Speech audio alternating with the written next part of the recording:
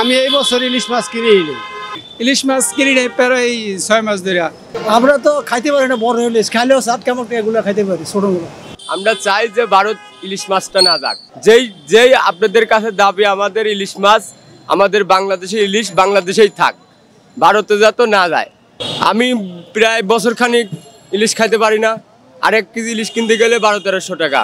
যেহেতু প্রথম উপদেষ্টা বসেই বলছিলেন যে আগে জনগণ পাবে ইলিশ, কম দামে খাবে, তারপরে অন্য দেশে পাঠানো হবে, সেটা তো কথা রাখলো না উপদেষ্টার। এখন এক কথা বলতেছে, তখন এক কথা বলতেছে। এখন দেখি যে 3000 মেট্রিক টন দুর্গাপূজার আগেই ভারতকে পাঠাচ্ছে। তাহলে এটা কোন সিদ্ধান্ত বললো? এই বছরে আমি ইলিশ মাছ কিনি নেই, কারণ ইলিশের যে দাম, ওর ধারে কাছে যাওয়ার মতো সামর্থ্য আমাদের হয় না। কারণ আমরা যা গাড়ি চালাই, যা ইনকাম করি, ইলিশ মাছের গিরানি আমরা পাই না।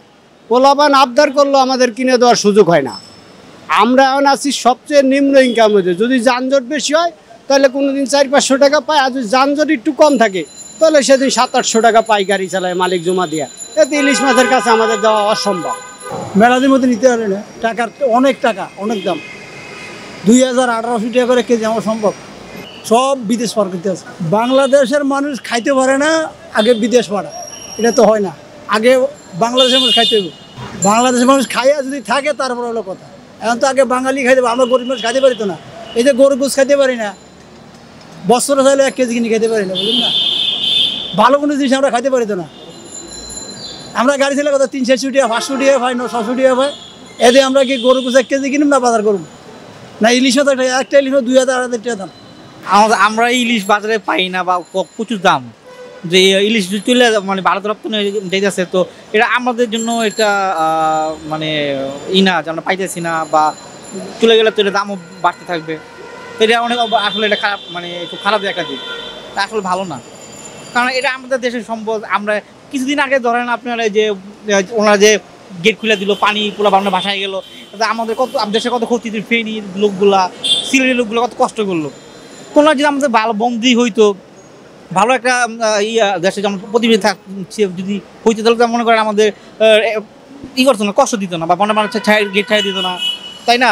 তো ওনারা এত কিছু হওয়ার পর যে ওনারা ইলিশ আবার দিতে আসে, তো এটা যেটা কেমন হইলো? এটা তো আগের সরকার যা করে গেছে এটা একই।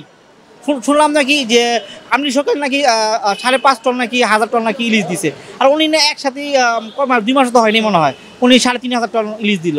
তো এটা কারণ কি হইলো? এটা তো আপনার ইন্ডিয়ার গোলামি হইলো, তাই না? এটা তো কোনো লাভ হয় নাই।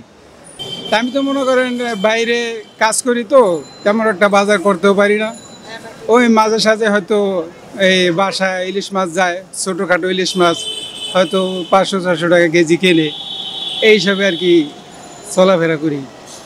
আমি শুনছি যে ভারতে ইলিশ মাছ দেওয়া বন্ধ, কিন্তু সেই হিসাবে ইলিশ মাছের দাম এখনও কমে না।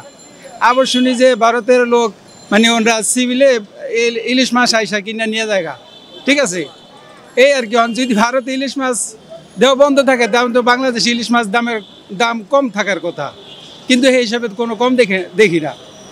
আগেও যা দাম ছিল এখন তাই দাম, 2100-2200 টাকা কেজি বড় ইলিশ তো আমরা চোখে দেখি না। এই ছোট যা দেখি এটাই আর কি, সামনে আমরা পাইলে কিনি, না পাইলে নাই।